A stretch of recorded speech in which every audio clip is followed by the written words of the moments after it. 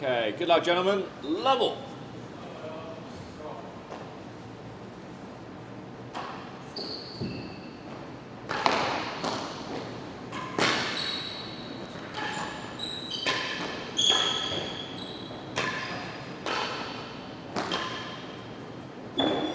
Team love.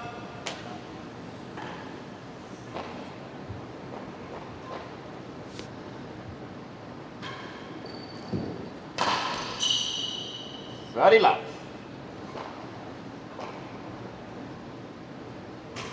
Full.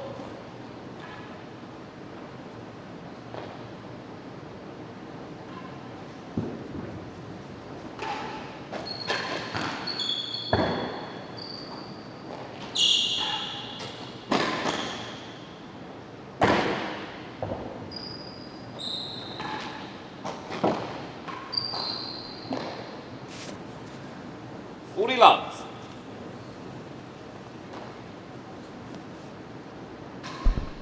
Can you hear me? Game. Ladies and gentlemen, welcome to the quarterfinals of the U.S. Amateur Singles here in beautiful Vienna, Virginia. Your co-host Peter Cipriano, sitting next to me to my right is Noah Motes. Say hello. Hello. We also have Case 3 and 4. Ryan Carey, who will be silently working all the controls in the background. Up, and now Ryan's life just got a little bit tougher. 15 love. Looks like Ben. Was that Ben who hit that ball? Yeah. Ben just forced high. Cameras. So, Noah, you obviously know Eric very well, playing about 45 times a year, typically, or maybe per month with Eric. I think we both know Ben. He's a little bit, of an up-and-comer coming out of Boston. Yeah. What do you think for this match will be the keys for both players? Yeah.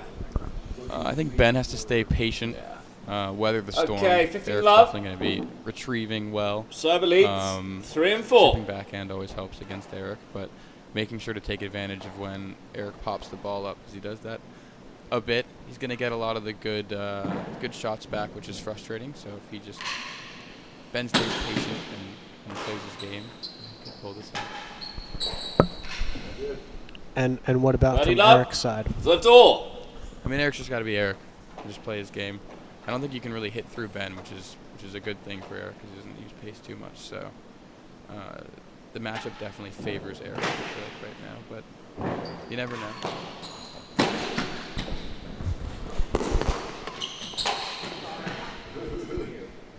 Interesting selection 15-30. Taking the volley on the hazard side. Down the middle, winning the point. I think he may have been trying to, but just missed his spot. Faults.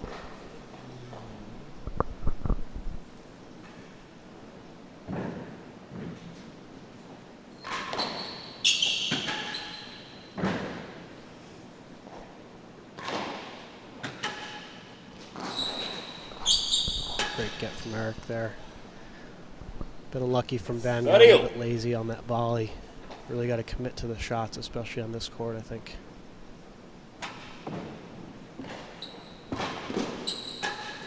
That's better.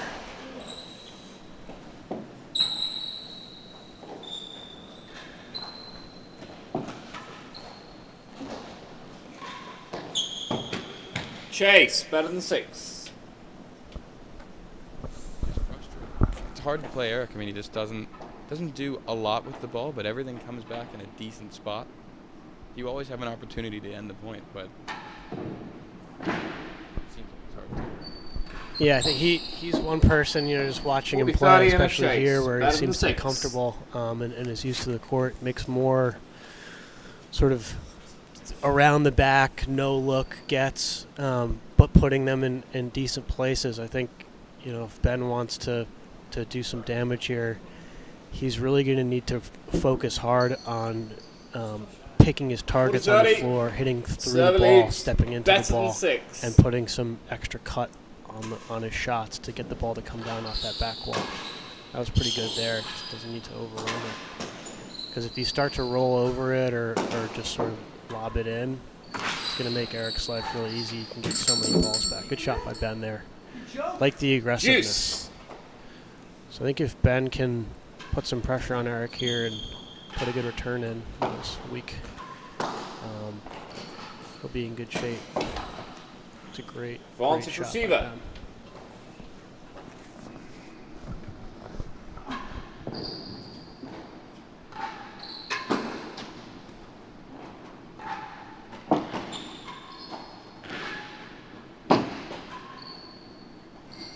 Good shot by Eric. Juice. Viewers we got for today. 3 viewers. Hi, viewers. Halt. 9 a.m. on Saturday. I have to say I was up early at about 5:45. Very excited for the racket singles world championship, where Ben Costin was victorious over Tom Billings in a pretty good game of rackets. I think the game started well, really high level, and then Ben just sort of saw it through. Was super aggressive, and we have a new rackets world champion. The new receiver. Was it 4 games within a match that you have to win? So it's a best of 7 in rackets in the World Championship, singles and doubles. So you've got to win 4 games in that first leg. So 4-2, 4-3, 4-love, whatever. And then the person who's won the 4 games, Vantage receiver. depending on Less how than many 2. games their opponent has won, if for example, Ben won 4-love, so all he needed was a 5th game because Tom couldn't possibly do better than Ben's 4 straight. And if Tom had won 4 games, then it would have gone to the points. But lucky for Ben, it didn't happen. Lost it. Juice. So here, Ben's won the chase. He's here on the serving end. To the best of your knowledge, Noah, what sort of serves do you think he'd do well to be hitting Eric for this match? What do you think that Eric doesn't like seeing, having been probably the person who he's played most in his entire life? I don't know if there's necessarily a serve that Eric Vantage receiver. hates to play against, but piping in railroads doesn't hurt. If you can make him try to hit with pace, I think that throws his game off a little bit. So, especially with Ben, I think Ben likes a little bit more. Chase. More than a yard worse than the last game gallery. than Eric does, so if you can play it on his terms, probably better for him. Got it. Yeah, having played Eric, I think once in singles myself, I found that played in New York, which obviously Vantage is not his server. home More court. than a I yard found worse than the last gallery. hitting him very slow, deep bobble serves totally took him out of his game. When 2 you games put to the love. onus on him to actually have to put pace on the ball or put something on the ball, he was a lot less effective. But as soon as you start to hit, fast cut sidewalls or stuff that he can react to and just sort of put his racket on, he's a totally different player. Yeah, he's definitely one of the most talented people we have in the Last gallery. amateur scene, especially considering how little he plays being in Michigan. To come back and then get a win off Charlie Hurstel and have 2 games up on Ben Hudson. 15 love. He arrived Thursday night, had 1 hour practice on Friday morning after not hitting for 3 months, and I guess it's pretty similar to your doubles partner then. Right? 30 love. Yeah, Matt Mack and my regular doubles partner in New York, same deal, and quite frankly myself as well. I've been playing 15 much tennis 30. these days. But muscle memory sort of prevails, and guys who are talented like Eric, you get back on the court an hour or 2 and you're good to go. And it's just sort of fine margins and sharpening up. Good shot from Ben there, attacking the backhand deep, stepping into that ball and putting some pace on it. Like to see that. He just needs to commit to his shot there. Gave Eric an opportunity, 40-30. And he took it. And a Good chase. shot by Eric there. The last gallery. He's looked a little bit tentative on that force, trying to sort of guide the ball towards the date-on rather than just whacking it no emote style. Or Ryan Carey style for that. 40-30. We got 2 Receiver pro leads. sluggers in the last commentary gallery. box with me right now.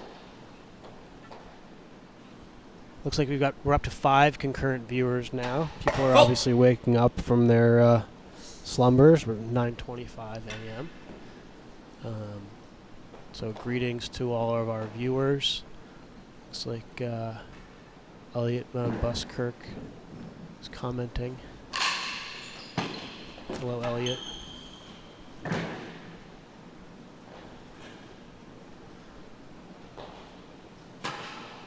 Good shot by Ben there. That's an easy one to screw up and look stupid on. Oh, yeah. Yeah, I mean, wasn't liking his chances to put something good on that, not moving his feet there. He sort of planted, but the good hands sort of worked out for him.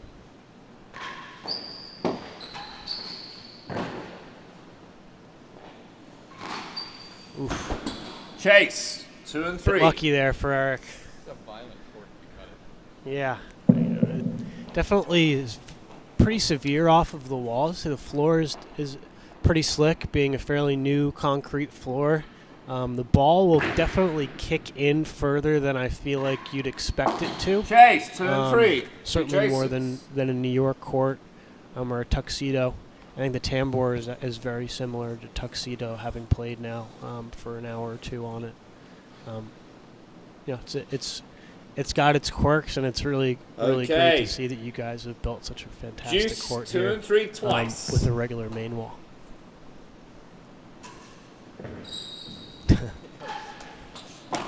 Won it. Vantage receiver, 2 and 3. I think we may have a special appearance from Rob Shankman coming up soon. So, looking forward to it. We're definitely missing Freddie Bristow's fantastic commentary this morning. Juice. I think he could be the difference to get us to 10 games. That's true. Yeah, Henry Smith is a great character. Oh, it's a big backhand. Receiver.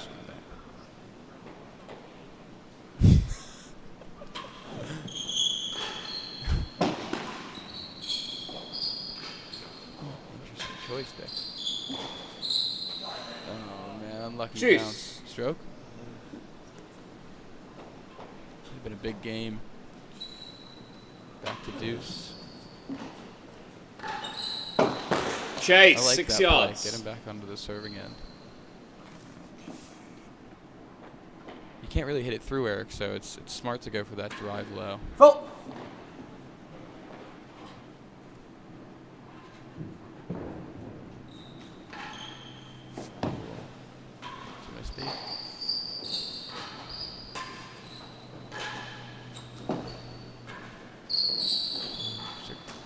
Great get. Nobody wants to put it away. Last gallery, 2 chases. Smart.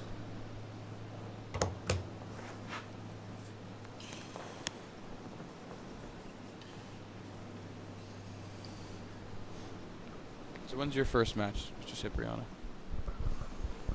We've got 2 p.m. doubles against the older Moats Barker team. Looking forward to that. Chase 6. Last time I was on court with John, I hit myself in the eye. So looking forward to getting back out there and hopefully at least finishing out a match. We've got some technical difficulties. Oh, we're back. Scared for a moment there. It looked like Predator. So we apologize to our 6 concurrent viewers for the picture quality. Ryan just had an epileptic fit there, but we're back. So we've got advantage Barker. So yeah, against John Moats, Bill Barker certainly will not be lacking from effort on the Bill Barker side, and John, hits a nice clean ball. So looking forward to it. It'll be fun.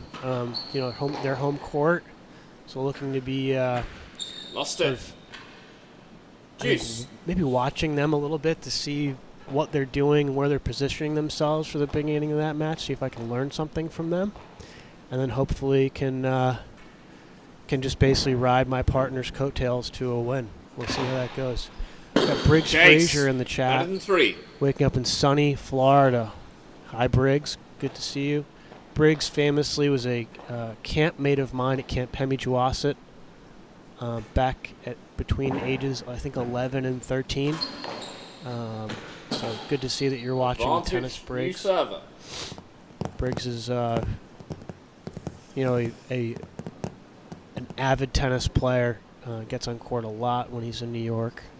Had a good run in the club championship handicap doubles, the Appleton, last year with Ben Stein.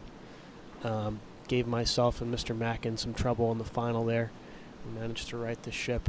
Okay. Briggs got some good hands. Advantage server, better than 3. You know, it's good to have him here. If we got any more engagement, any people who are willing to be brave and make some comments, ask some questions, whatever, would love to hear from you guys. Because, you know, there's only so much talking that no one can do to keep this interesting or even not keep it interesting. So Eric won that game, so now he's up 3-love. You know, Ben's in a bit of a hole in this set. Second gallery. Good choice there, taking the chase. A little bit of risk involved. Noah's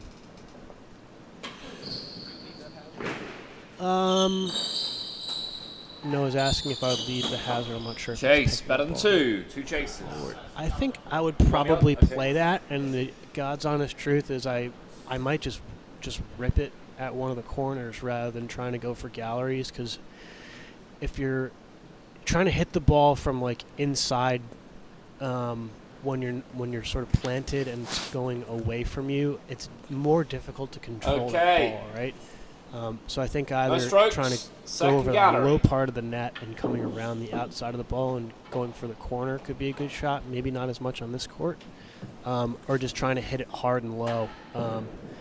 But Ben did it. You know, I think it's a good decision, good execution. If you can get it into the gallery, you're in pretty good shape. But that's the risky run there, because you have a long chase, and if you don't hit a good serve, which quite frankly I don't personally have, you know, you're in a lot more of a precarious position even when you've moved over to the service side. Now he's playing off a chase 1, so we'll see what. Yep, gets it done there. Good deep serve. I think he should stick with that. Let's see if he does. See if he goes to school on what just worked. Bit of a short one there, but not an excellent return from Eric.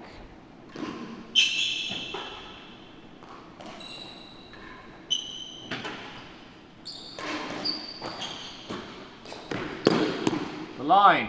Just going to chase the line there. Getting out a bit of aggression from Mr. Barker. Not sure what's going on with him. But he got himself a chase, and he'll be moving back over as that point will be held in abeyance. Noah, could you describe or possibly explain for the viewers what a chase is? Thanks, Sip. Yeah, pretty easy one. I think the best way to describe it is if you imagine it like a javelin toss. 30-15. You've got, you know, one person throws a javelin so far, so then the next person has to throw it even further, and they win that competition. Never heard that description. That was very interesting. Probably the last time someone did that. It sort of works. 30 all. I was getting a javelin for his birthday, says Ryan.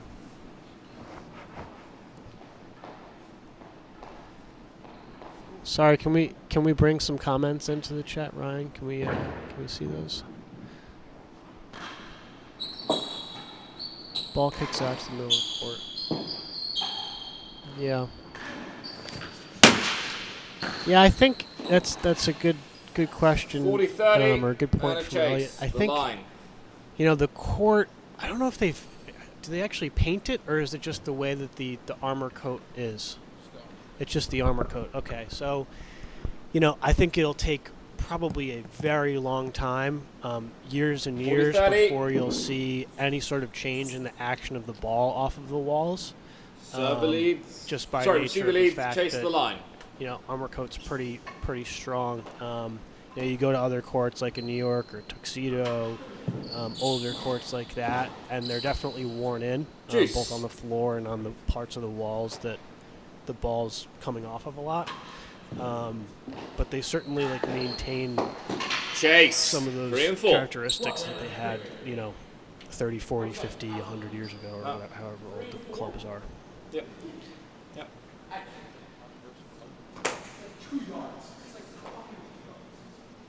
I think Eric was right there, personally, but you don't question the marker. It's typically not great sportsmanship. Ooh. 3 and 4 twice. We'll take that. We've got a new gentleman in the box by the name of Robert Shankman over from England. Robert, say hello. Hello, everyone. USCTA channel. Good morning. Chase. Good Some of afternoon. those are I'm watching in the UK. But you don't question the marker. It's typically not great sportsmanship.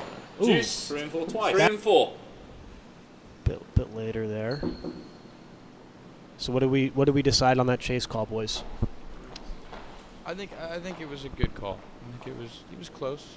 He was close, but the truth is whatever the marker says the chase was is what the chase was. So. That's right. The marker's perception is reality. That's a bit wet. See, it looks like Eric's starting to get a little pushy here. If Ben can take advantage of it, and he does. 3 and 4. Not putting much on the ball in that rally. Obviously, trying to play off the chase. So let's see. Ben's figured out, I think, that the bobble is pretty good serve to hit against Eric because he can't put as much on it. Okay. And he's got his first game in the bag. 1 game to 3. So let's see if he'll build some momentum here.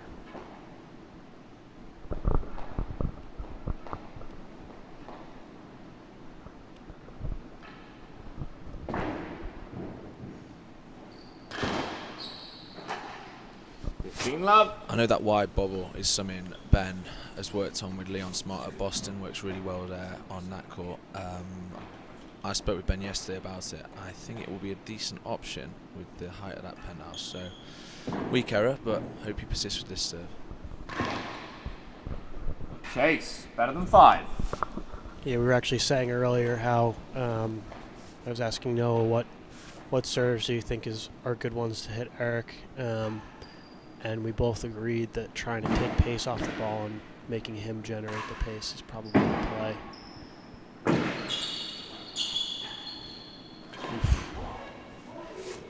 Bit of a poor sequence there for both players. Ben got a little bit lucky, cheap point there from Eric. So you've got 1 chase, 15 all, 3-1. Where's your money, Mr. Shankman? I mean, if Ben's going to keep changing his serve like that, why not? You've had 3 bobbles there, 3 pretty average returns, and you've just changed your serve. I think if Ben can get into a bit of a rhythm and just accept that Eric's going to run around and retrieve a lot of balls and make it quite ugly, I think this could be quite a tight first set. I know Ben's got a great volley, and yeah, good option on this court with how quick it is. I heard you talking about the armour coat. This game's important for me. Some would say that it's the ever-important 5th game. It's a good serve there from Ben. Good ball.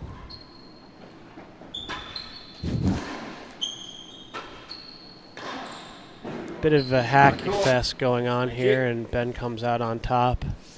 We were talking this morning at breakfast over sausage, eggs, hash browns, pancakes, but not buttermilk biscuits because we don't like those. Coffee and orange juice, Robert.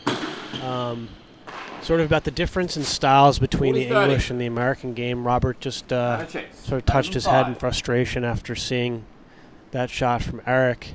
Would you like to give us some thoughts maybe on sort of the differences in the playing styles and maybe even the levels of quality and why the English players are generally there's a higher level at the amateur at the highest levels of the amateur game in England versus the US?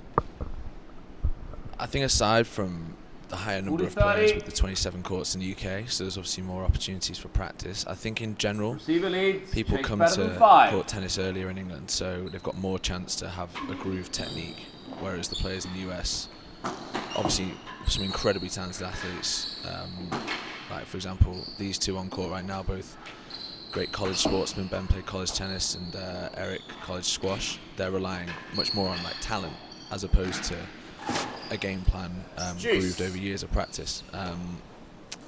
Some of the choices I think are a bit different in America as opposed to England. Not necessarily a criticism. I think the talent level is unbelievable over here. Second gallery. You can see that on court. Some of the shots would like blow your mind, but ultimately, I don't know what you think, Pete. There's got to be a bit of a plan, a bit of a structure when it comes to this very complicated game. It's about the structure.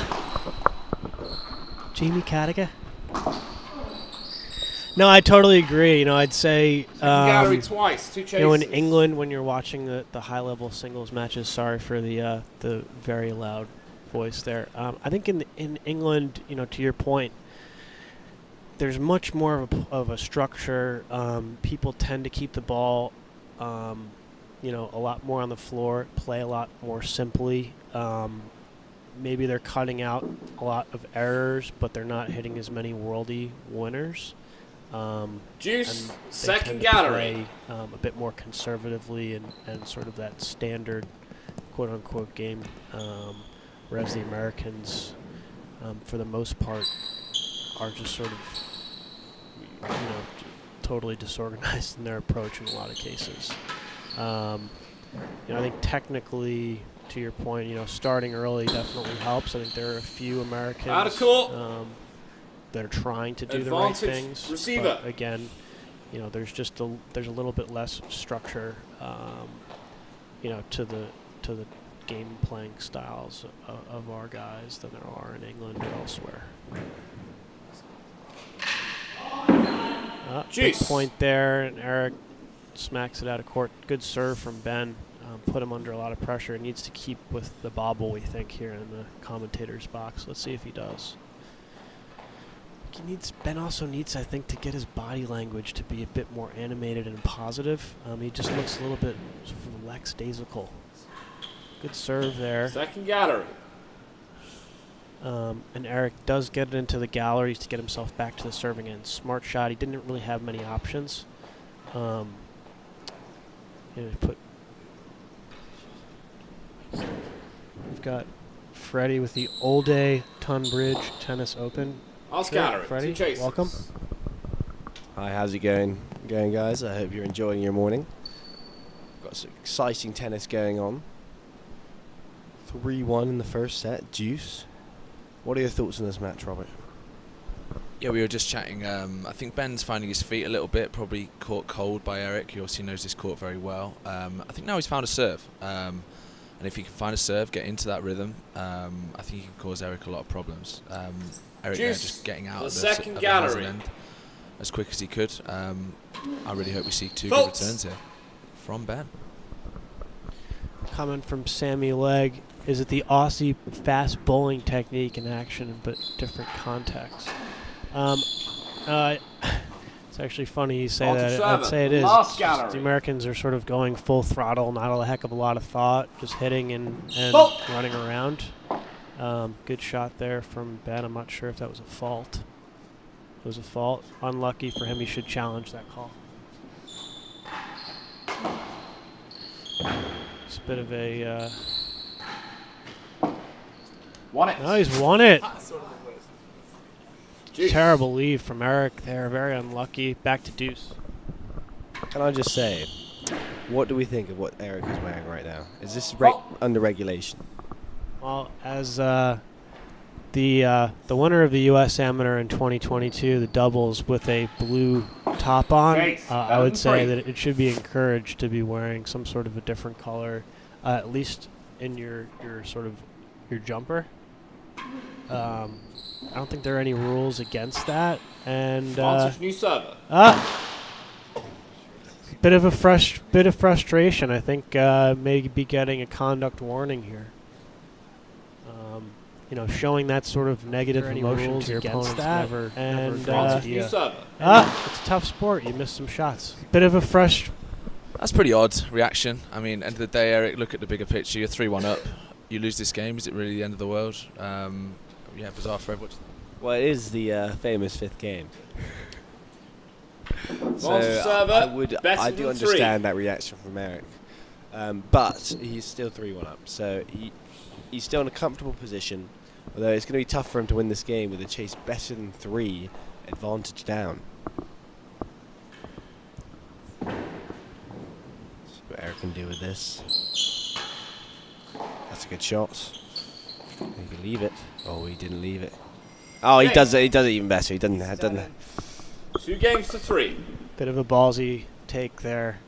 Did not look like it was landing better than 3, but he just shoved the knife in Eric's heart and twisted it, hitting the grill just for good measure.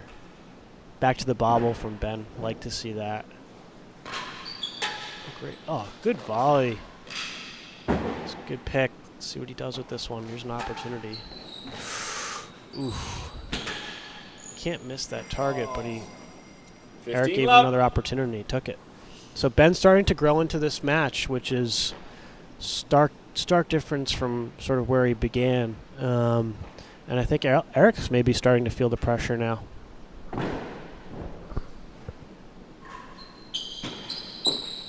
Chase, worse than 2. So Rob, who would you prefer to play in the next round? Honest answer, I think I prefer to play Ben. Honest answer. No disrespect to both players. They're having a really tight battle here. I just think Ben's sort of a bit weaker off the back wall, and Eric's obviously an incredible retriever. We all know that. So I think the contrasting styles. I'd rather pick Ben. Just a bit more organised, a bit nicer to play against, I suppose. But nothing between them really. It's a game of court tennis, and just gonna have. I've not even got to the next round yet, so. So who are you playing? Are you playing next? Yeah, so I've got Henry Smith, talented junior out of Philadelphia, right after this match. So not looking too far ahead, looking at that one. But I mean, if this one carries on, we could be on a lot later than 10:15 a.m. and looking likely that it will be delayed. I believe Henry's in the gym bench pressing right now. Second gallery. What he lacks maybe in racket skills, he certainly makes up for in physical strength and intimidation. Robert yesterday was lifting 75-pound dumbbells, benching them. It's pretty impressive. I couldn't even get more than about 55 myself, and I sort of fancy myself as a strong man. Worse than 2. Having spent a lot of time in the gym, but impressive from Robert. Good chest strength there. Lost it. Which certainly was not the case back when he was a fellow. 30-all, the second gallery. Back then. And that's, I think, why we've seen Robert go from about a 12 handicap to a better than a 0. Great shot from Eric 40-30. So what are we at, 30-40, 40-30? 40-30 from Eric. It's a big point. Eric hasn't got in. Oh, that's well played from Eric. Just good retrieval. 4 games to 2.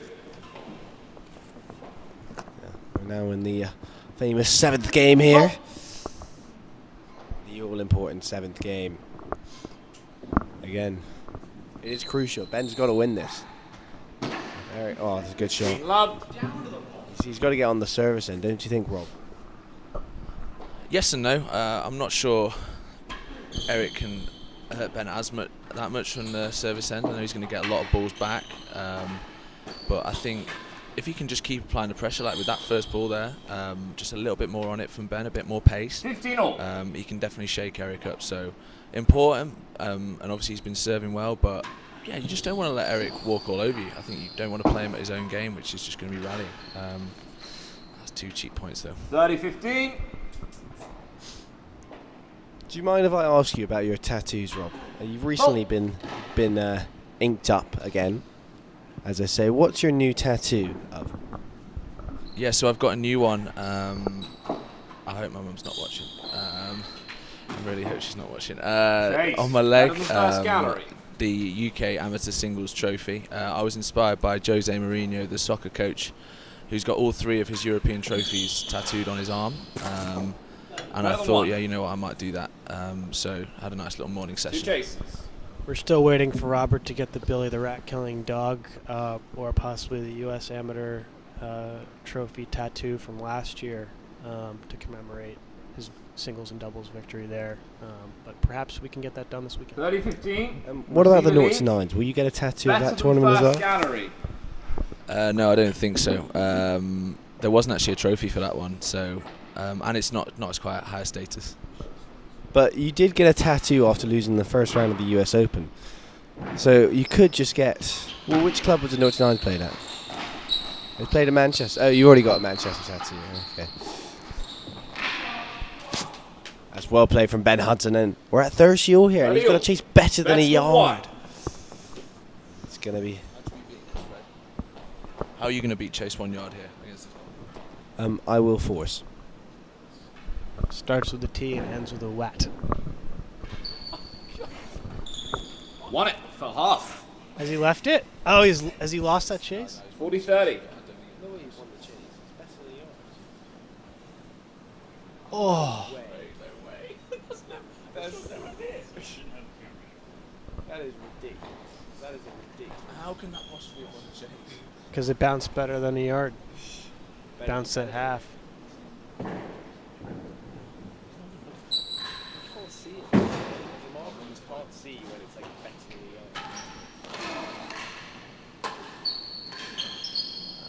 the Out of court. Bit of a negative reaction there from Eric, winning 4-2 at deuce here. And also absolutely burgling that one chase on better than one. I mean, you've got out of jail there massively. You should be lucky to still be in the game. So, all calm, Mr. Barker. Fred, who have you got later? I have got Mr. John Motes. That's a great shot from Ben there. Advantage server. Got the advantage in the all-important 7th.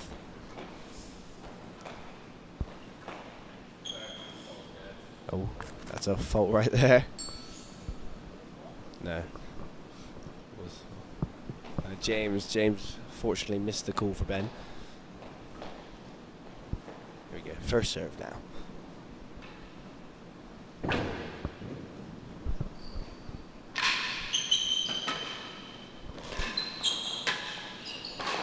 Oh, that is a great volley. 3 games Do you to think 4. Eric fat boasts it way too often? Yeah, absolutely. That shot choice was extraordinary. Almost trying to hit it back into the timber from there. Just a nice firm shot down to Ben's backhand would have been fine, and he could have rallied it out. But just needs to be a bit patient. Like, you're not going to win the point first time every time. And he's just getting a bit frustrated. I'm not really sure why. I'm liking what I'm seeing from Ben, just sort of technically. He's... Chase, turn 3. We were going to have an... Ball up, please, Ben. He opted out. No, what I was saying was... There's another fault from Ben. What I was saying was, Ben's starting to really lean on the ball, step into it, and put something on it, put some pace and cut on it, which is giving Eric some trouble in the rallies, and then he's finding this, sort of deep, slow bobble, which Eric's not really able to do a heck of a lot with. Unlucky there from Ben. So, he's starting to create a bit of a pattern with this serve. Eric pretty much is limited in what his options are. He doesn't really force from that position a lot, or can't. So he's sort of chipping it with inside spin to Ben's deep backhand. So there's a bit of a different shot, but it was a bit weak. So I think Ben should be sticking with this. 15-all. Yeah. Chase better than the stroke. Yeah. So we could be seeing this get to be even tighter than it is now. What do you think, boys? Yeah, well, I came in here 3-1, and it's now 4-3. Oh, he's still got it. It's unlucky. Oh, that could be in. No, slightly up. Oh, it's a good rally, but again, I just think Eric pushes a bit too much. 30-15. Just needs to put a bit more power into his shots. Everything he hits is guessable. It is his game, but...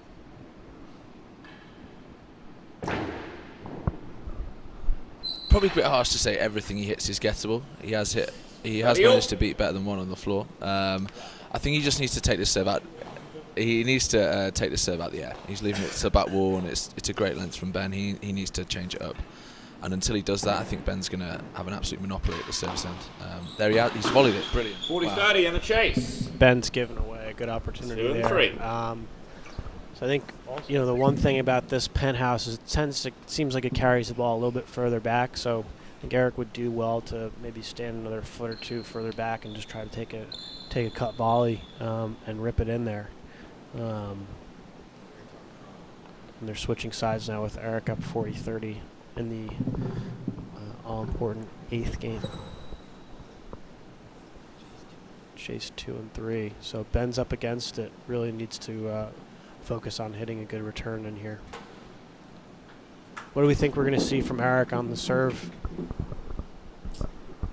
I think he will just go for the simple bubble.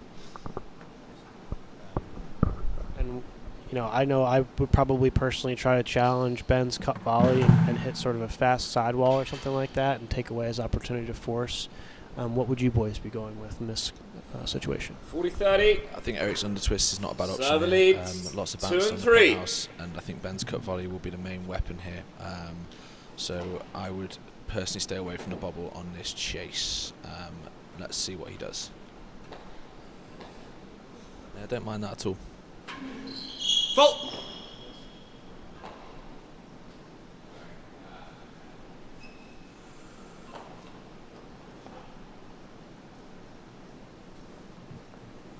Yeah, he definitely needs to warm his shoulders up for this bubble.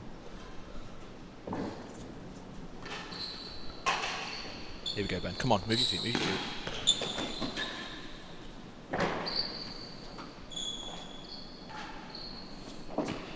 That is superb. Juice. That is superb. Well played, Ben, and I can guarantee that Eric will not like that.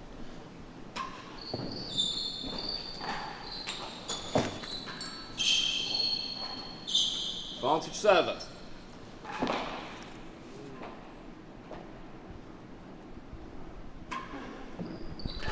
So some negative body language Chase. there from Ben, 3 but off. coming back and gaining. Was that a chase? It looked like a chase. Highly questionable chase call there from the marker.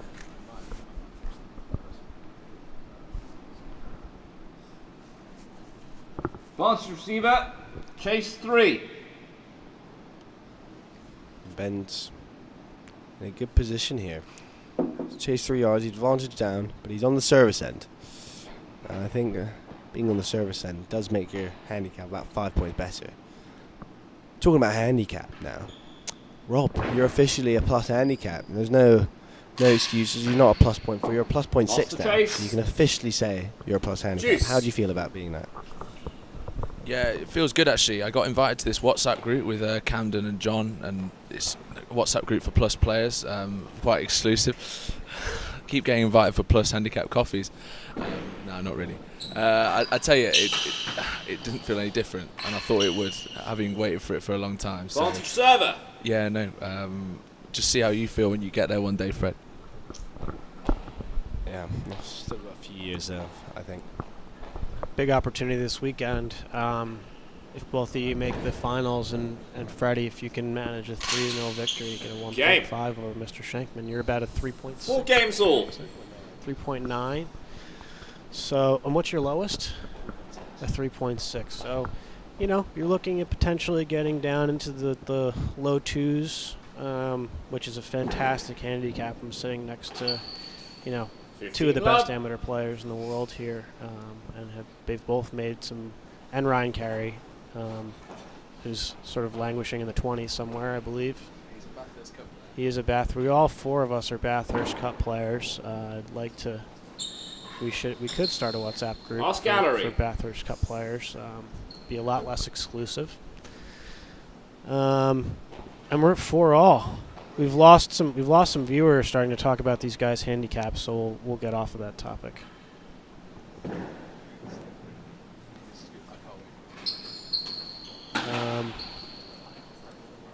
Yeah, Ben's got to get there quicker and set his feet. He's just being a bit lazy.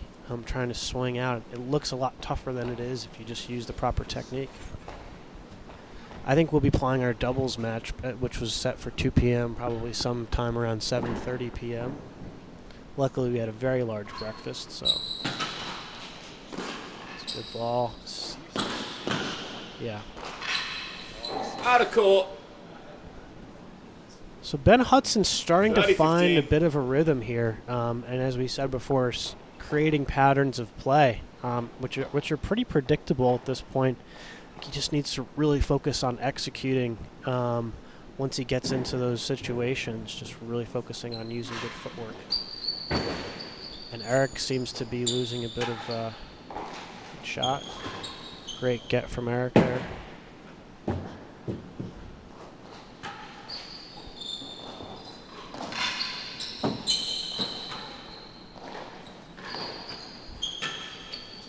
Good volley there from Ben. That's an easy one to miss.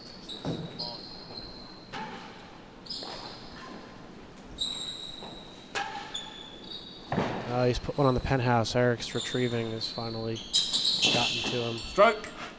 Great retrieval by Eric there, 30. staying in the rally and just giving Ben unable to hit targets. Had some serious opportunities there to go 40-30 up. Instead, it's a chase, right? Or was that was a stroke? Even worse.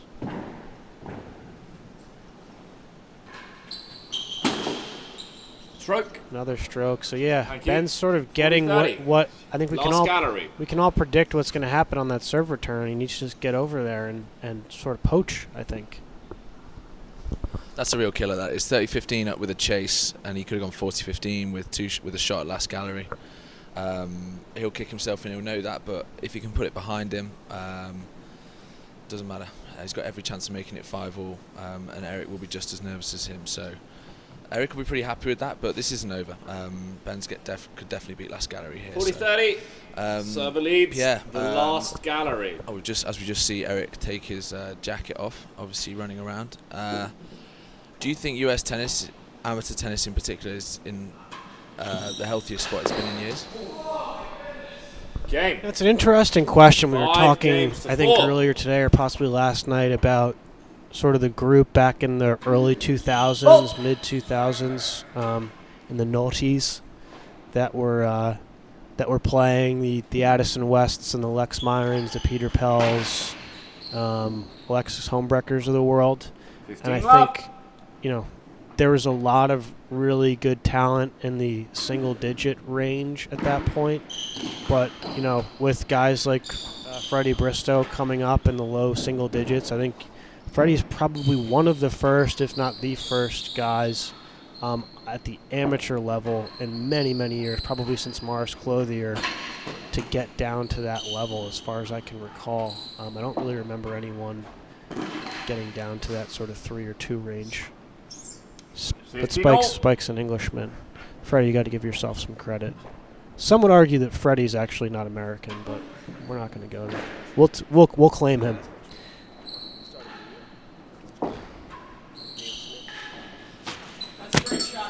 Great shot from Ben. 30-15. So we've got 5-4, 30-15. Eric switching his serve up to pretty weak. Yep, and he's put himself under pressure there with that serve. I don't know what he's thinking. Should go back to the railroad. I think Ben should really aim for a chase here.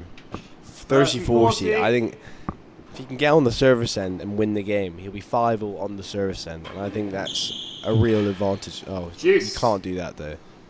You've just 2 easy mistakes, and it's now at deuce. God, that's brutal for Ben. What can he do here? I just go for the galleries. Oh, that's a shot. That's better than last gallery. We like some power. We're all rackets. Well, Rob's not a rackets player. Me and Sip are rackets players. I will say that Rob is a Tuxedo Gold Rackets winner. Freddie's not played. Some would argue that he's almost certainly a future winner of the tournament, especially since I've been forbidden from showing up to the tournament now, having 3 children and an angry wife. So I think Freddie's probably the odds-on favorite to get that done, unless Will Hopton shows up and has a worldie. Someone just said mental error, but we're not sure if that's coming from the tennis or the real tennis court. But some would argue also that there have been mental errors better than last gallery in this match as well as over on the tennis courts. Speaking of which, beautiful club here at Westwood. First time for me coming here. First time as well for you boys, I believe. It's a really impressive facility.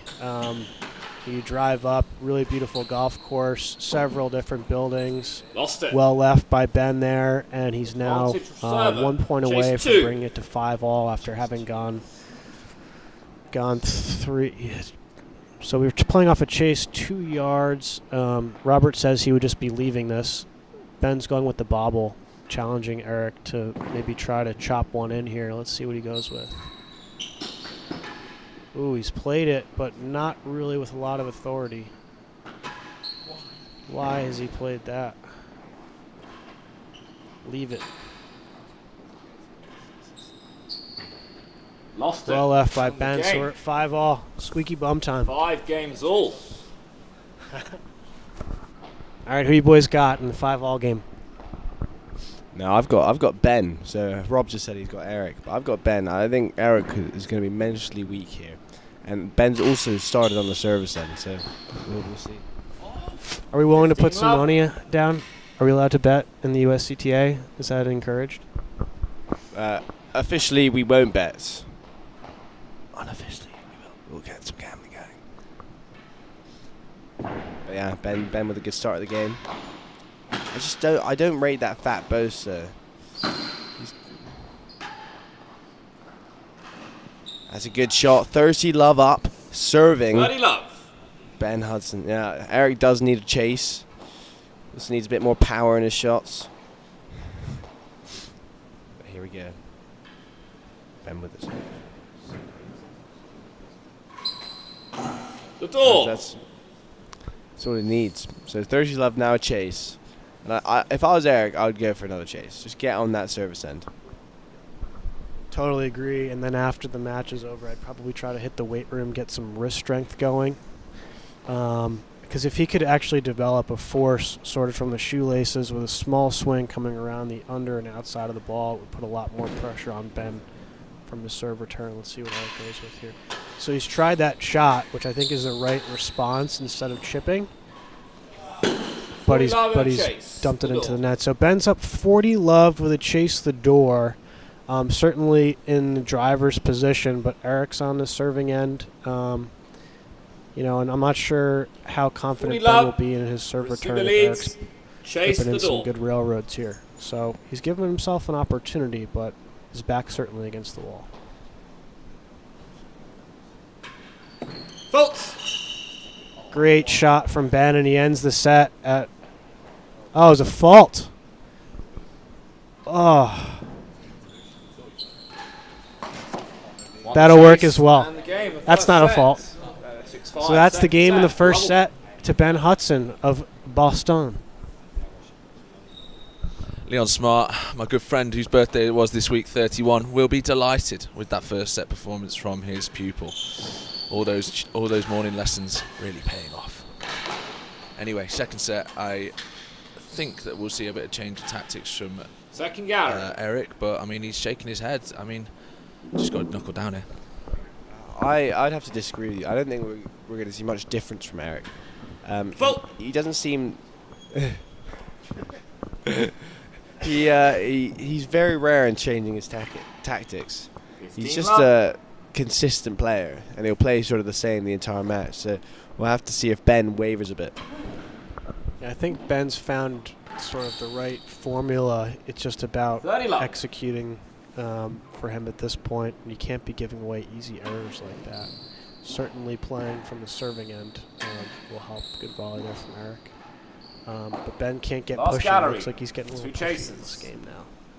Just because you're one set up doesn't mean the game's over.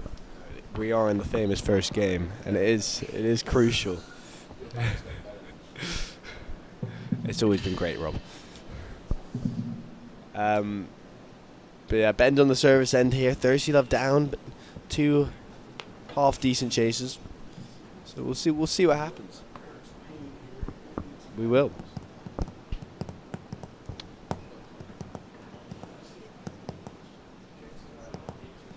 Yeah. When would the next time? Maybe it could be potentially Bathurst next year. Yeah, Bathurst Cup March 2024. Me UKB, Fred. Me UKB. You can still play. You know, it's 1v2.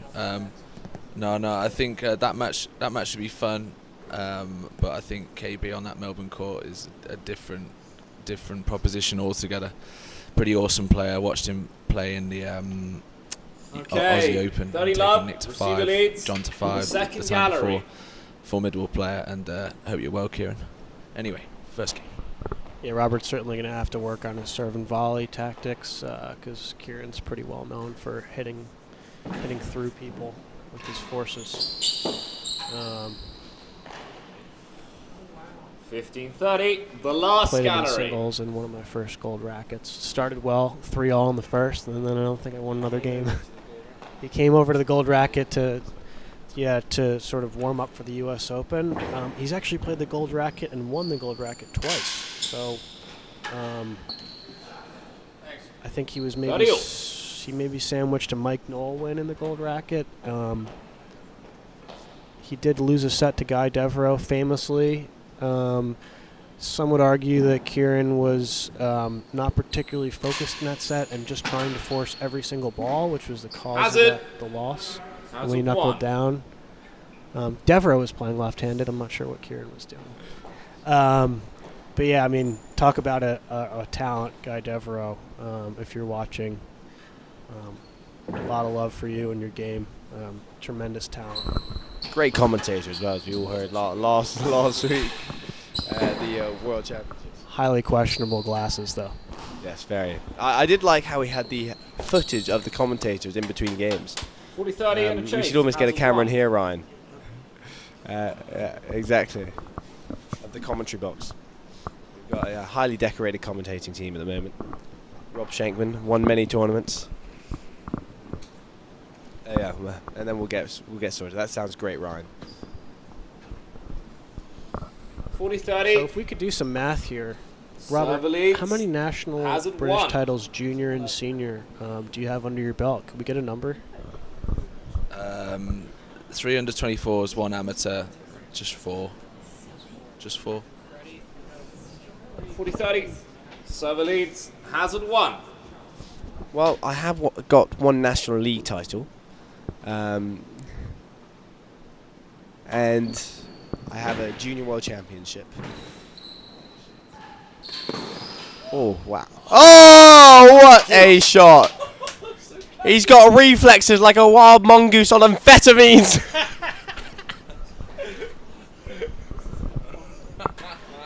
The commentators love that shot from Ben Hudson. Second serve.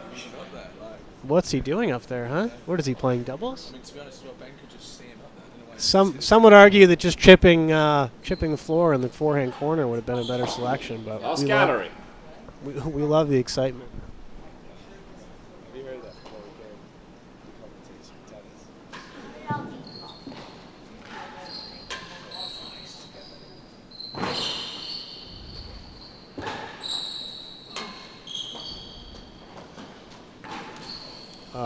Poor error from Ben there, a bit insouciant. Yeah, that's a word of the day. Yeah, I mean, that's a hell of a get from Ben. Made it look easy, because loud mongoose. Yeah.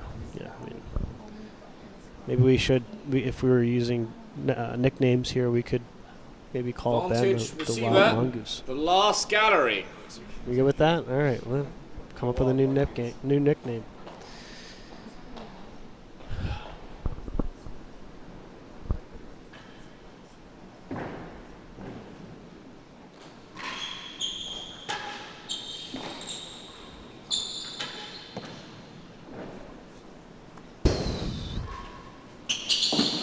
Won the chase. Pretty poor point from Ben there. 1 game to love. Yeah, this is the famous we're in the famous second game. If you ever played a famous that's a good player. If anyone understands that. 15 love.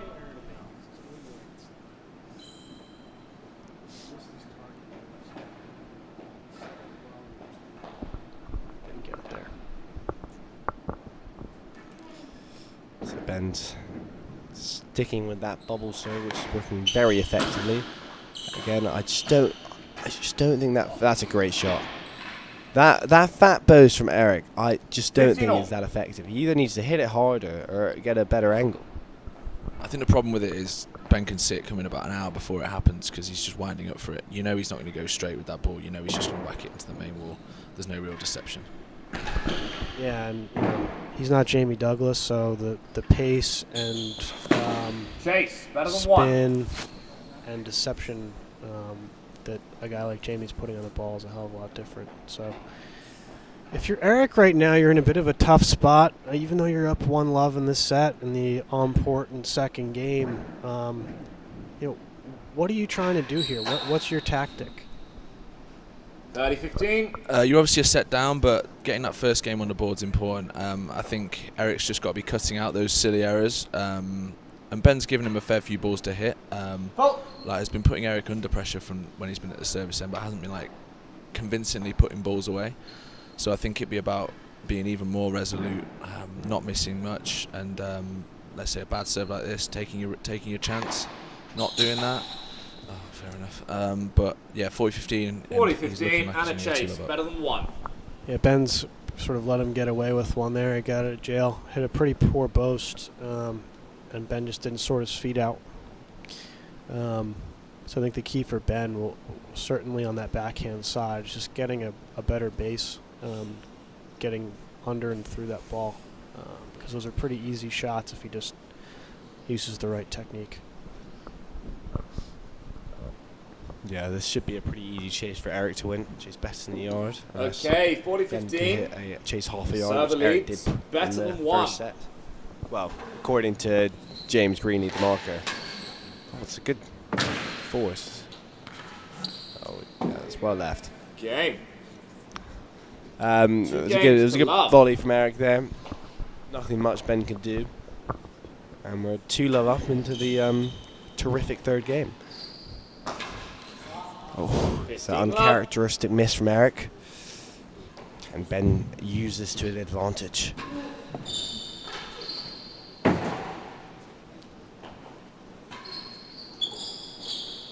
It's tough on this timbre. You can tell it really does come back if you hit that sidewall just before the timbre.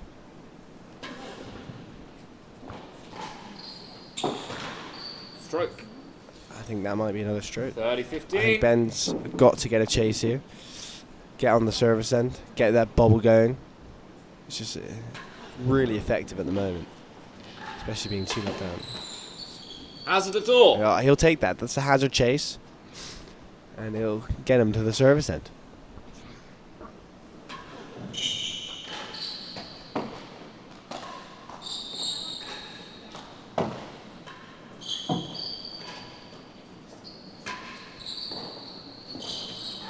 Great point we've got going here.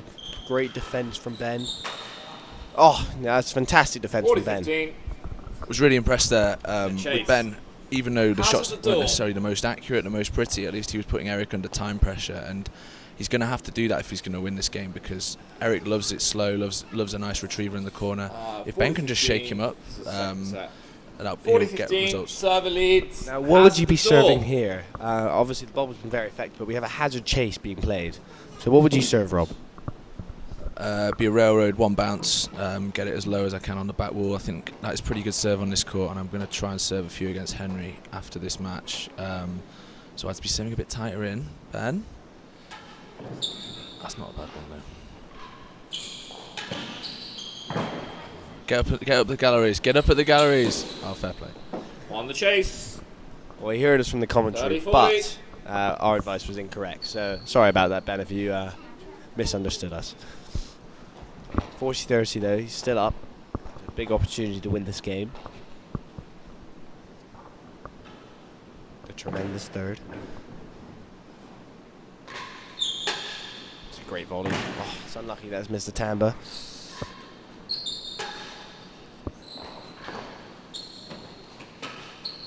These are good shots. It's just putting Eric a little bit under pressure. Hazard. It's a good shot from Eric. Hazard He's 2. got a hazard chase out of it. Chase. It's definitely the opportunity to where he can take the game. Hazard chase, 40-30 up. I think if you watch Ben and his sort of lawn tennis style, very, very confident on the volley, not as confident in the corners where there's a bit of difficulty, a bit of madness with the real tennis ball.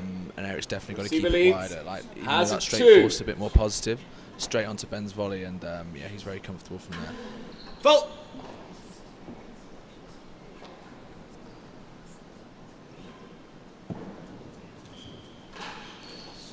We've seen that a few too many times so far.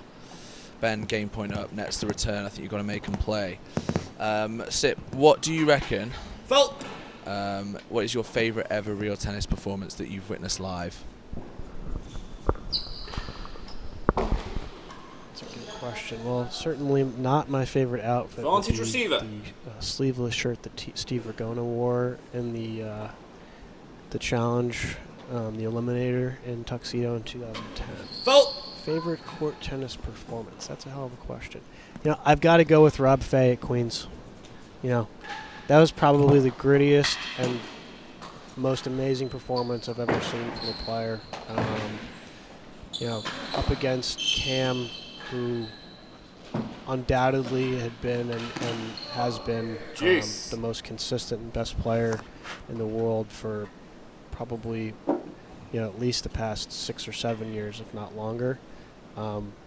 Rob really took it to him and hit through him on that court and put together one hell of a world championship, especially at age, 49, 52, even worse, you know. Talking about world championships, Chase, congratulations to Ben Coulston, who has won the World Rackets World Championship this morning. The line's, yeah, the line's in. Unfortunately, I did not get up at 6 a.m. in the morning to watch. Did you? Well, congrats. It's a bit too early for me. But congratulations to Ben. That was 15-3 in the final game, so he won 5-love. I don't know when the last World Championship where there wasn't a 5-love. Yeah, it's a bit brutal for Queen's Club. Sorry, USCTA viewers and guys in Australia. We're talking about rackets just briefly. The last time anyone got a game, I mean, it must have been when TB got a game off Stout, is it? Yep. You know, James had won 4-love in 2010 against Al, I think it was, and then went over and had a bit of a long night. I think the night before, so 2 nights before. Lost the first game, but then righted the ship, if you will. So I got the sense after that match had finished, not only from the gallery, but from David Norman, 3 games to love, Farmelo, and John Pren, that whatever the next World Championship's going to be, it's likely that if they're going to be doing 2 legs, especially if it's singles, 2 legs at one place, which I'm hearing is going to be the case for the doubles, could wind up being in the singles and very likely to be in the UK, because I think that they're feeling a bit starved of the highest level World Championship play. Yeah, it is tough if you have bought a ticket for the World Championship for it to only last one quick 15-3 game. So I think it could be good to see. So as tennis is all in one place, you know, it's a 3-day leg. Fun fact, I didn't know this, but you know, back in the 90s, and then I think obviously before that, they had 2 legs. So one of the posters that they have here was a Rob Fay, I think, versus Julian Snow. Was it Davies? So they played one. It was Snow, yeah. So they played 1 leg in Tasmania and 1 leg at Queens, I believe. We'll have to look at that. If anyone in the comments knows, I'm sure we've got some Badgers. Sorry, I'm going to correct you there. I was wrong. The Snow one was all at Melbourne. It was Davies and Fay, New York and Hobart. So first leg I think was at Hobart, and then it was in New York, second leg. So it was 94 because Snow was 96. So that's a great volleyball. So I think Fay won 40-15 and a chase. I think they did 2 best-of-7s, and it was just whoever had more games. And once it was 3-1 in New York, I think it was insurmountable. But yeah, that was cool. But a lot of time traveling, so they changed the format, I believe. Makes a lot of sense. I do have to say, you know, in both sports, being on your home court or a court that you're familiar with is a huge advantage. Talking about this with John Lumley recently for his eliminator match with Nicky Howell, Philadelphia bid and won the bid. I think with a $20,000 has bid. It better than one. Lumley's going to really be really have a big advantage over Nicky's. Obviously, was it 26? I don't want to sell Philly short. So an impressive bid from Philadelphia, backing their man John Lumley, who's going to have a big advantage going into that match. Not only is it the home crowd, but it's the familiar court. Unfortunately for him, he will not have the World Championship balls for at least another day or two due to a mistake by yours truly forgetting the balls, forgetting to bring the balls down to DC from New York. But, if you're going to rely on an individual such as myself to do anything for you, it's highly likely that you're going to be disappointed. My father is taking charge in that role now, and he's bringing the balls down to Philadelphia, and he comes to pick up my stuff from the University of Pennsylvania.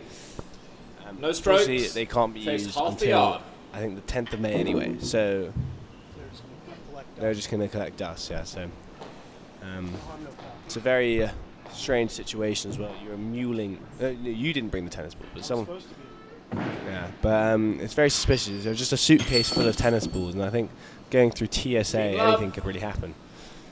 Better than 4. And even the transfer of the baggage, you think maybe the DEA might be onto you or something. You never know what's in those cores. So speaking of the cores of the balls, we're not going to go into the rackets ball situation, which I obviously am pretty outspoken about. But are we aware of who's manufactured these World Championship balls? Off the chase. 15-all. I know that Darren Long made the balls for Howell Taylor Matthews in Aiken, and I think he might have done them again. Fault. I think he might have done them again. Yeah, in fact, I 100% know he has done them again because he told me, and I've just remembered. So yeah, Darren Long from Manchester has made the balls. And is that he's made the balls, he's done the cores and all the interior of the ball, but they've re-sewn the outside? 30-15. Because I know in New York they were working on something, and I don't know why that they would be in New York as opposed to just being shipped directly to Aiken or Philly.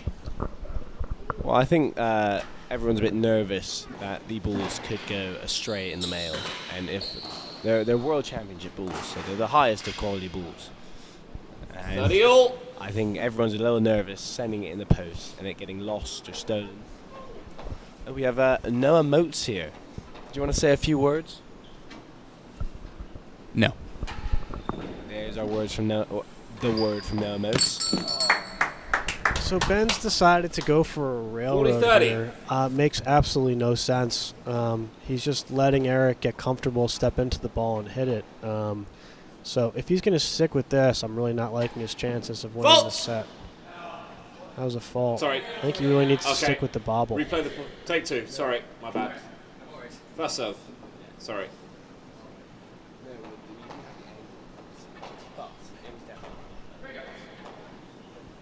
No, but like we didn't. But it definitely was.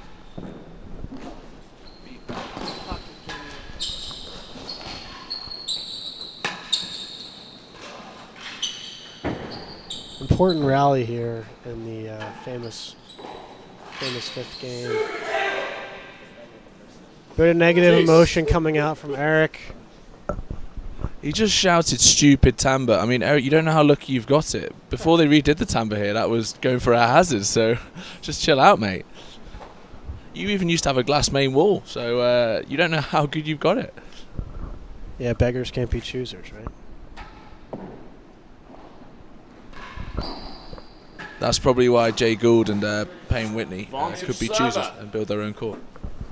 That's right, we were speaking about the Lakewood court, and I don't know if any of you guys have played Lakewood, but it's my opinion, and I'm not basing this in any sort of fact, just sort of experience. I think that the penthouse is slightly lower there, and that the tambour is slightly larger and more angled. Is that right? Obviously, Jay Gould never needed to use the roof, to be honest, in the rallies, just needed to serve. known for his great control and length and cut. Not that any of us saw him play. Would have loved to. Yeah, he famously would practice his railroad for hours and hours, and on that court you could actually spin the ball back into the winning gallery quite easily if you hit a railroad on the floor back wall. So we had a Bathurst Cup practice there several years back. That's good. I think a couple of us actually were able to pull that feed off. So, certainly was a court made for him, and he built his game around it, and it worked out for the old boy. Only a real tennis gold medalist. Faults. 1908. Shout out to Jay Gould. And a great tank top enthusiast. Do you think we should get real tennis back into the Olympics? It is in Paris this year, yeah, or next year. I think, especially since it's in Paris, they should really get real tennis, or jeu de paume as they call it, back in the fold. Chase, better than 2. I think it might be difficult. There might not be that many medal opportunities for the smaller nations, but then again, there might be. I mean, there could be a Bermudan. I mean, I'm sure there's a few more weird nationalities that we've got in the game. People could represent. I mean, it'd be nice to have a chance to win a gold medal, but Camden would probably win. Yeah, I was just going to say you'd not really have a chance, realistically. Another gold medal for the Americans. The Olympics is famously an amateur's game, so I think we almost take away the pros and we just make it amateur for the Olympics. I think also the drug testing may be an issue for some. Yeah, I'd have to somehow get my steroids past the World Anti-Doping Agency. But anyway, back to the tennis. Advantage Ben, he's coming back again. He was 3-love down. He's vantage up, trying to beat better than 2, I think. So yeah, another tight set. And this match has been going on for absolutely ages. Advantage receiver. Well, was just itching to get on. He was supposed to actually start 15 minutes ago. So we are slightly behind.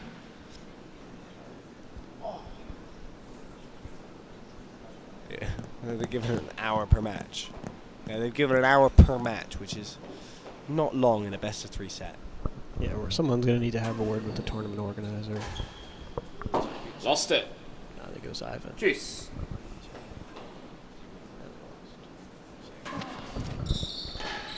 Can you coach during these matches? No, you're not allowed to coach. Bit of a wet force there from Ben.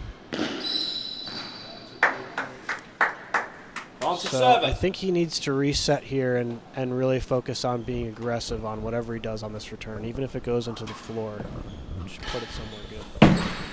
This is the famous 5th, so he better do something good.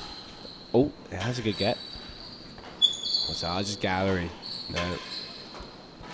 I don't like that. No, but not right at the person. Normally in the dead on. That's Chase, good though. I would take the chase. Yeah. So we've got a chase advantage, Eric. I think it's chase worse than last gallery potentially. Oh, Ben, are you on the live stream? Please put a comment. Put a comment down. We're getting a call from our world champion of rackets. Is he here? Is he watching? Okay. Can you? Receiver, worse than the last gallery. I'll give you guys a message. Perfect. You're actually live on the USCTA live stream commentary. We're speaking live with the new world champion rackets extraordinaire, Ben Costin. Ben, congratulations. Hi guys. Thank you. Very kind. Very excited to be watching the tennis.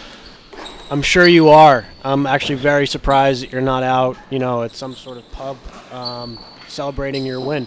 What did you do after you finished the match?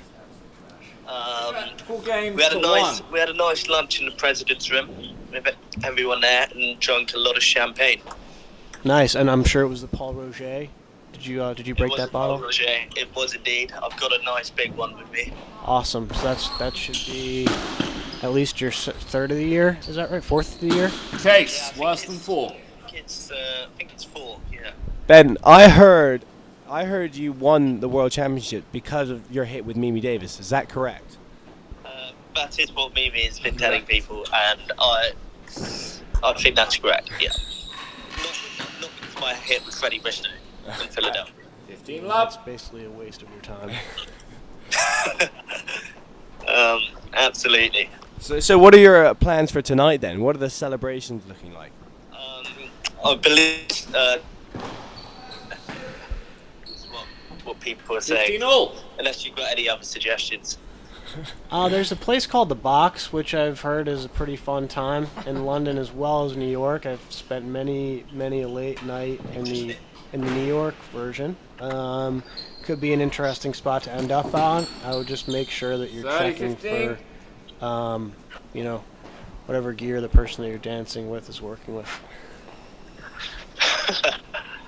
Understandable. Right. Well. We're going to let you go. I'll give you a call back later. Congratulations to our new Rackets World Champion. Yes, congratulations, Ben Cools. Thank you. Enjoy the tennis. I certainly will be. Take care, buddy. Okay, well that was our world champion of rackets. It's great that we got an interview all the way from the UK. Wasn't expecting that to happen during the second round of the US Amateur. Yeah, I mean, these are the things that we offer as a commentary trio, being top tennis and rackets players. Well, I wouldn't say Rob is a top rackets player, but he does have a win over a former world champion in James Coyne. So, Tuxedo Gold Rackets, not chop liver. Game. He also 5 has. games Have to you won 1. the Manchester Gold Racket? Hasn't quite won the Manchester, but he did beat Will Annett, who claims to be one of the top racket players. He does go on tour a lot. He was my doubles partner, so I shouldn't slander him too much. Okay. The rackets community is pretty confident that Freddie Bristow will be upgrading this season. I will do my best. Who are you partnering, bro? So that's a good question. I don't know if I can go with Will again. Sorry if you're listening, Will. Last gallery. Will Annett. Maybe Will Bristow for the Can-Am. No, I haven't quite decided yet. So we'll see what happens in the future season. The Bristow Can-Am would be a really interesting partnership. I think you guys would have a very strong chance of winning the Can-Am, depending on who shows up. Last year it was Mark Farmel and Stephen Shamandi who got the win. They played fantastically well and celebrated as if they had won the World Championship at the end of the match. But I think I might back the Bristow family in that one, assuming that they make it to the finals again. We are undefeated as a pair, so Out of court. I have faith in ourselves as well. 15-30. Rob, would you ever bring Simon out to the Can-Am? No.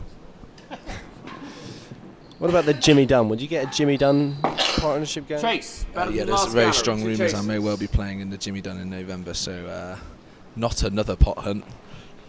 Would you play with your father, or will he leave you for Will Hopton? I'm a mercenary. I'll play with whoever's available, to be honest. I think I'm an upgrade on Will Hopton on the tennis court, even though we both hit the ball about 12 miles an hour. So, but even then, I might be a better option for him. So I'll go wherever he wants. Simon, if you're listening, the gauntlet has been thrown down. Challenge has been sort of sent over to you. Robert would play with you in the Jimmy Dunn. However, you may want to think twice about who you're partnering with in the rackets in the Jock Sutar. You're actually listening to 2 former Jock Sutar champions. I have yet to Lost the chase. Unfortunately.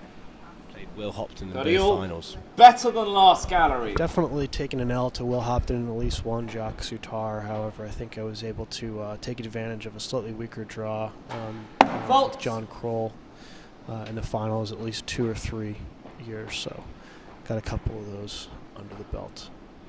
They're sitting prominently in the display case in the Cipriano household. So will the entire Shenkin family come over then, Rob? Because Eve did make an appearance last year. Just as we see that Brighton are beating Wolves 4-0 after 40 minutes. That is insane. Eve will probably be coming to the Jimmy Dunn. Yeah, I think so. That's incredible. Now Welbeck assisted under. Now, will Ruth get out on court as well? No, she won't. 4-3 Palace West Ham as well.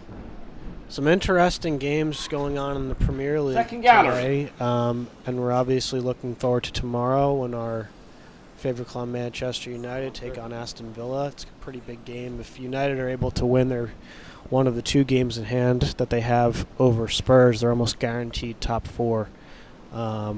So it's a big game for Manchester United and their supporters. And back to the tennis. 40-30. We got a set point here for Eric Barker. He's sort of walked through this set, hasn't he? It's Serve been leads. quite weird. I think Ben's been in basically The every second game. gallery. Eric's just ended up winning. So, I mean, if I was Ben, just go back to your bobble for God's sake. Like, just stop serving the railroad. Go back to your bobble. I might even tell him. Yeah, he seems to be Second gallery, overthinking it a 40-37. bit. Like he's needs to be disciplined here. I think one of the things that especially Robert Shankman here in the commentator's box Game and is famous second for set. and has had a lot of Server. success as a result of 6-1. is his discipline. Final set. Lovell. Yeah, you just got to keep the game simple. Understand the processes and outcomes. What's going to happen if you're going to hit a ball in a particular area. And just stick to it. If something's going well, don't change it because it's going to get in your opponent's head. Don't change it for the sake of it because, yes, serving loads of different serves sounds good on paper. Oh, I've got loads of variation, but if you serve a different serve badly, you're putting yourself in a bad position. Anyway, I'm going to go and get changed because I'm on after this. Leave you in the capable hands of Fred and Peter. Nearly are worse than the last. Thank you, Robert. Best of luck in your big match versus Henry Smith. Make sure that you protect yourself at all times. So Freddie making the step up in the commentator's box from the back row to the front row. Okay. Welcome to the front row. 15 Freddie. love. Receiver leads. He feels great to be Better here. than 3. So Simon will be watching the next match, I think. He's watching cricket instead of the real tennis. That is incredible. I think real tennis is a much better sport than cricket. Although I do enjoy my cricket as well. There we go. Fault. It's the big first game in the third set, the third and final set of this match. 2 chases being played. First chase is better than 3. And we're back to the bubble. That's what I like to see. I think that's a weak shot. That's a great shot. That's a good get. That's another great. That's just too good. You're seeing a great sort of Nearly 1-2 a punch yard there, and worse Ben's than getting the himself last gallery. opportunities to step in and be aggressive on the third and fourth shots. I mean, one wonders why he went away from that in the second set. Yeah, you have to wonder. The bubble was working very effectively, and he switched to this. Oh, that's a good shot. Now that's better. That bit. 15. It's not too deep. It's shorter, and the fact that he doesn't have that much power, the short boast does work here. And I think that's what Eric's got to go for if he's going for a boast. Chase. It's a Better good than shot. 2. That's just rolled at the back. Yeah. So that's a weak serve from Ben. He's now 30-15 down with a tough chase to be played. So these 2 points are crucial. I like that bobble. That one's good. That's just, he's got to do better there. He's completely misread the ball. 40-15. Main wall. Better than 2. And Eric's now in control of this third set. I think we're seeing sort of a resurgence of the bobble serve at all levels of the game. Obviously, Camden Riviere sort of famously used it to great effect in the World Championships, as well as in his, I think it was his most recent eliminator match versus Chris Chapman in Boston, which bobbled him to death. 40-15. Certainly, if it's hit to good Serve length and at leads the right better than pace, 2. it's extremely effective. It really limits your opponent. Yeah, people definitely underestimate the bubble. the I think chase it's an from easy the second game. serve.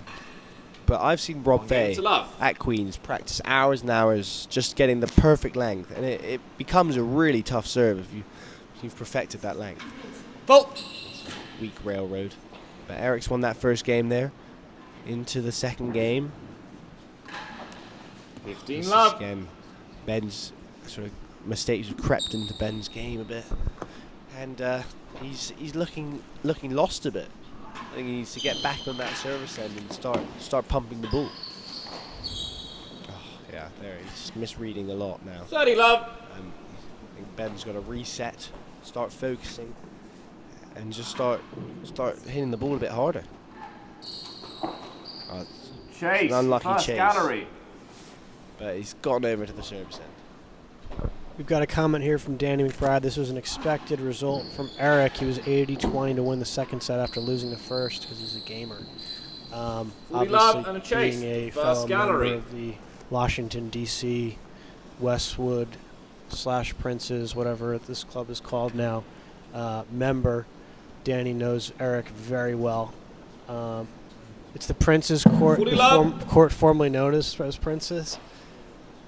Anyway, yeah, Danny knows Eric's game really well and knows how much of a competitor he is.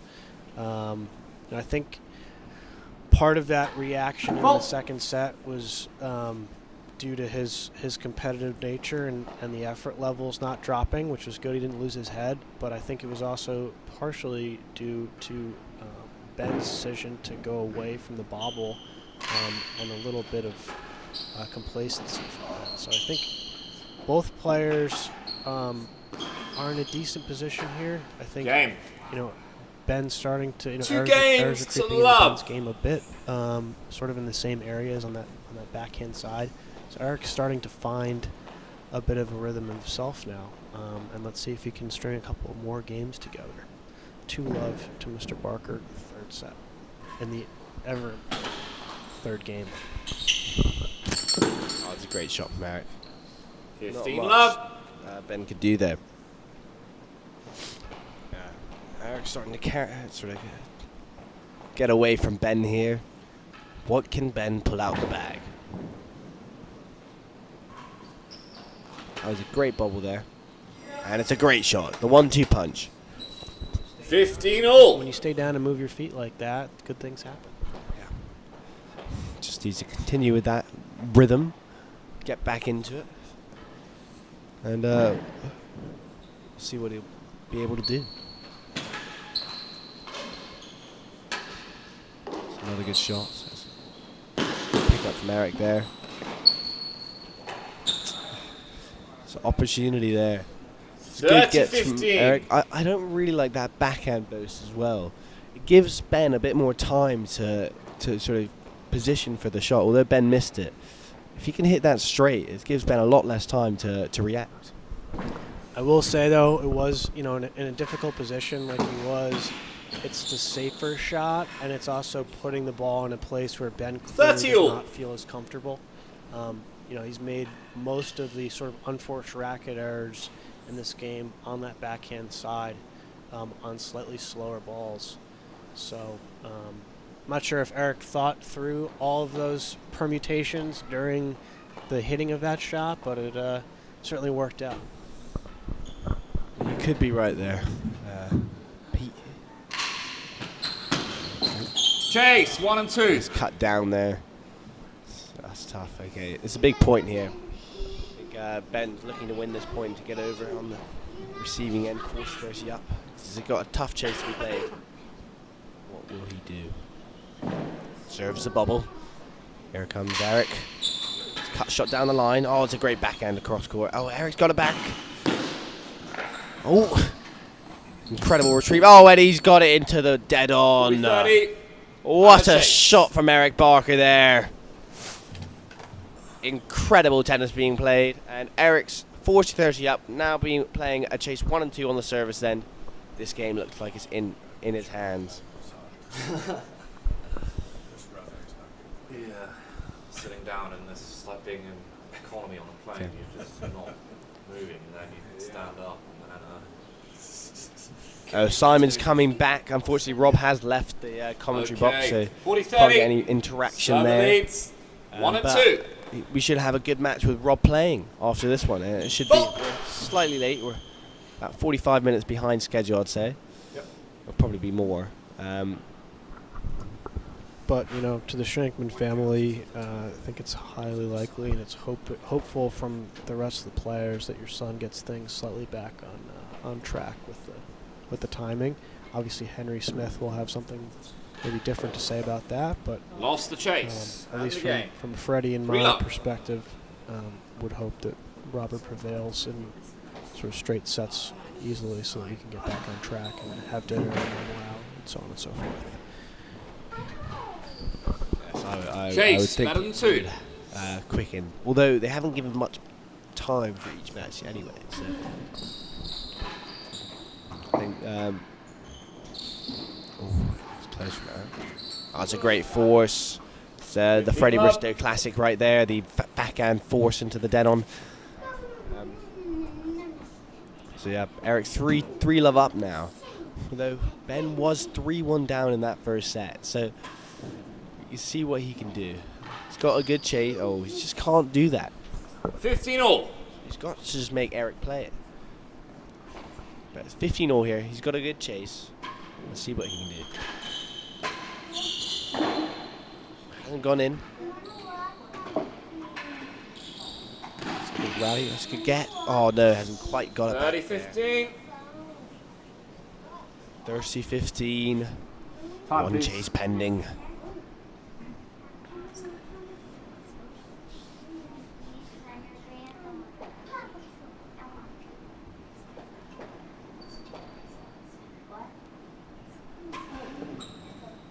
So, Freddie, you're the odds-on favorite. Are you walking out here? He's going to just blow his nose here. Worse than 3. Freddie's 2 chases. the odds-on favorite to come through the bottom half of this draw. Being sort of the second lowest handicap, but by a fair wide margin. And obviously Robert on the top half is certainly going to be the favorite to come through that. From a neutral third party's perspective, it's a match that hopefully we'll get to see and should be very exciting. It pits 30-15, receiver leads. Very contrasting styles against one another, with Freddie sort 15. of being the they call him 30-15, Hollywood receiver Bristow. leads. It goes for Better a than lot 2. of shots, always going for targets, playing maybe not as high percentage tennis, but very fun to watch, very exciting, relying a lot on athleticism and shot making versus a 3. player and Robert, who is incredibly consistent, incredibly well disciplined, almost always choosing the right shot, great target hitter, and has really sort of eked out every last bit of talent that he's got in his body. Very Lost the impressive. chase. Sort of dropped down from 30-40. maybe around the 12 handicap range down to a plus in the past, I'd say 6 years or so. So 2 really good young players with a big upside, and very likely will be, what would this be, maybe the 4th or 5th time you guys have played in a competitive setting? Game. Yeah, I've 4 never games actually to won a love. singles match against him. The last time I was 5 love up in the third set and lost. It was a brutal loss. But unfortunately for you, Sip, we have played many doubles matches against each other, and he's only won once out of Hazard. 5 times. So Hazard worse than 1. Yeah, I'd like to probably think that I am a slightly higher level than the partners that he was playing with in Benedict Jorston and Henry Mullen, especially when they're sick or slightly injured. But we'll see what happens. We've got to get through some matches to be played, and they play the matches for a reason rather than 15 just love. letting the guys with the highest or the best handicaps go through to the finals without being challenged. So Robert will be playing Henry Smith of Philadelphia, and Freddie, your next match against John Motes. Now, Henry's made a pretty significant improvement as well in Philly. Be interested to hear sort of what the training regimen is like for you boys in 15-all. Philly. Are you playing rackets? Are you playing mostly tennis? Are you getting on court with John Lumley? What's been going on in Philly? well, we're doing a bit of everything down in Philly. We're getting on the tennis court a lot. Before any of the rackets tournaments, we're getting on the rackets court a lot. Go to the gym together, get the full training regime. John's on court with us, in the gym with us. I did one of John's fitness sessions with him, just to warm up, and I was already dead. 30-15. So I think that's probably one of the areas I definitely lack is my fitness. But Henry has been playing a lot, training a lot, and he's very eager to get better. And he loves the sport, which is really all you need in a person. But yeah, he's always willing to learn and improve, and he's still only 23 years old, so he's got a lot of time in him. Certainly a very dedicated player, and comes from a, sort of, someone maybe call them like the first family of tennis. Obviously a nephew of Temple Grassi, one of the legends of the game here in the States, and obviously sadly passed away 40-15 and a chase. not too long ago. Hazard worse than 1. Miss him very much. He'd certainly be in the gallery, in the dead on at this tournament if he were still around, wearing his blue blazer and his whites. Just received a message from Henry Mullen. and he's a bit surprised that Sips just slagged off his tennis. You'd be surprised. Henry's a great player. I played him in Australia. He got a set off me. And although you wouldn't think he's able to get to a ball, he is. 40-15. Hand-eye is incredible. 40-15. He moves well and he hits some very unorthodox shots. And has a very nice railroad, I will say. But my money's on myself as a doubles partner for Robert Shankman. I like me over Henry. Period. Okay. End of story. That is the final say. I do have to say that Henry Mullen did pull out the victory for Team UK in the Bathurst and the Van Allen last time. He seemed out and done with a terrible arm injury. I don't know what was wrong with him, but he came in the final match like, I'm playing, and just grit and strength. He managed to beat our 2 and 3, I think. Oh, he played Pete Dickinson and Eric Barker. It's a good win. Pete obviously has joined the pro ranks now as the assistant regional manager at the Racket and Tennis Club. He can be typically seen answering phones, stringing balls and rackets, and giving lessons to some of the daytime favorites there, the Bob Diamonds of the world, the Peter Cannons, 30-15. the Winston Simones, etc. So we're really loving him over at the R&T. Yeah, I've heard he's doing a great job with the clinics on the weekends. If you're a New York member listening in, get involved with Pete Dickinson. I'm sure he would love to see you at the club. Great teacher. We used to hit a lot back in the day in Philadelphia. I think he's learned most of what he knows from me, to be honest. Okay.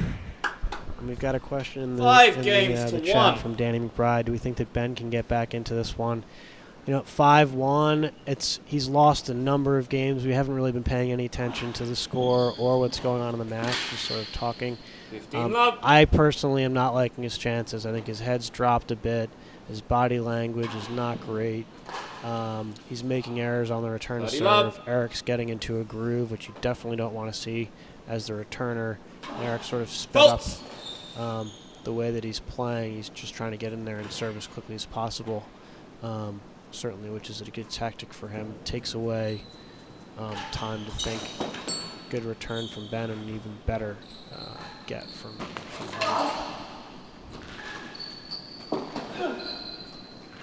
Danny asked that question at 1-4. So obviously we've taken quite a while to respond. Apologies to the fans. Went off on a bit of a tangent talking about how great Freddie Bristow is, as one does.